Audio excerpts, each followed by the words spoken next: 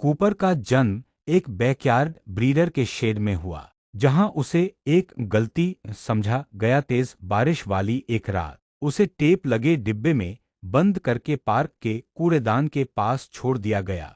उसे समझ नहीं आया कि अचानक वह गर्माहट क्यों खत्म हो गई। हर गुजरती परछाई उसे खतरा लगती थी और हर तेज आवाज पर वह कांप उठता था। उसके लिए इंसान बस बड़े गायब हो जाने वाले भूत जैसे थे। सारा नाम की एक युवती ने उसे ढूंढ निकाला। वह चिल्लाई नहीं। उसने अपनी सैंडविच का एक टुकड़ा दिया और बड़े प्यार से कहा, सब ठीक हो जाएगा। सारा के घर में कूपर ने सीखा कि हाथ मारने या धक्का देने के लिए नहीं होते, वे तो प्यार से कान सहलाने और पेट पर हाथ फेरने के लिए होते हैं। उसने अपने नाम की आवाज को पहचाना और एक पीली टेनिस बॉल के साथ मिलने वाली खुशी को समझा। सारा एक ऐसे अपार्टमेंट में रहने चली गई जहां कुत्तों को रखने की अनुमति नहीं थी। उसके लिए लड़ने के बजाय सारा ने उसे शहर के एक भीड़-भाड़ वाले शेल्टर में छोड़ दिया। सबसे भावुक पल वह ठंडा पिंजरा नहीं था, बल्कि वह मंजर था जहां कूपर 3 दिनों तक सलाखों के पीछे बैठा रहा।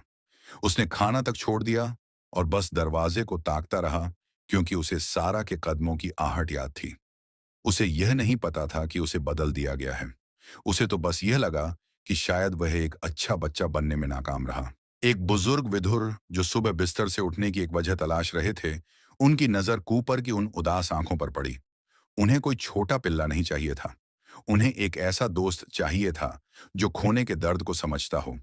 उन दोनों ने एक दूसरे को बचा लिया।